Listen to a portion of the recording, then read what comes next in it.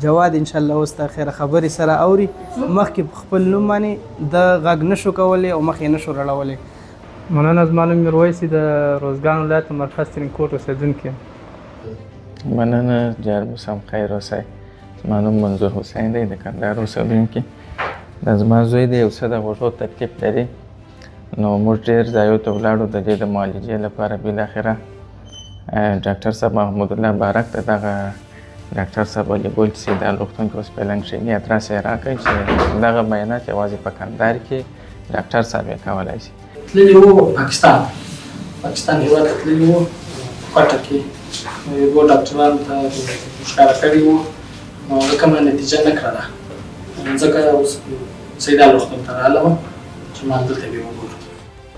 دا کوچنی چې دا مشکل یې د غوږو شیان اورېدلی تقریبا مخکې څه شو چې په زوره به یې غږ کړی وای درته کتلی یې څه اورېده یعنې تقریبا د یوه میاشت کېږي چې ګر سره کې شی نه شاید څونه په زور غږ باندې وکړي نه درته ګوري نه شی اوري.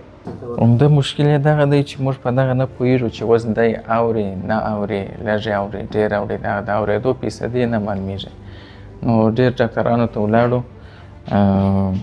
بالاخره دغه ځای ته ورسېدلو. نو نن د شنبې ورځ ورته رالم هغه دوی خپل معاینات ورته وکړي بیا دوی راته وویل چې دا چې دی د څه اعصابي مشکل د غوږو د لري د غوږو د اعصابو ده نو هغه چې دی د هغو لپاره موږ اوس ګوشکې ته ثبتوو چې وروسته بیا که چیرې دا یو عملیات هم لري که هغه عملیات غواړي نو هغه په ډېر ګران بیه دی نو د هغه پر ځای باندې دا ښه کار وګڼي چې مقصد ګوشي ورته بسته کړي اوس د ګوشي سره دی لږ غږ اوري.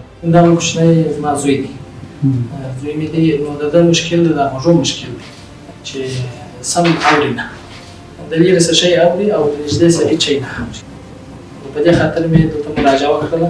مننه. دغه کم معاینات چې نن موږ وکتل او په دغه سویشتي معاینات کوي په ډېرو روغتونونو کې موږ نه دي کتلي حتی موږ بهر مکو ته ولاړو دغه رقم معاینات موږ نه دي کتلي.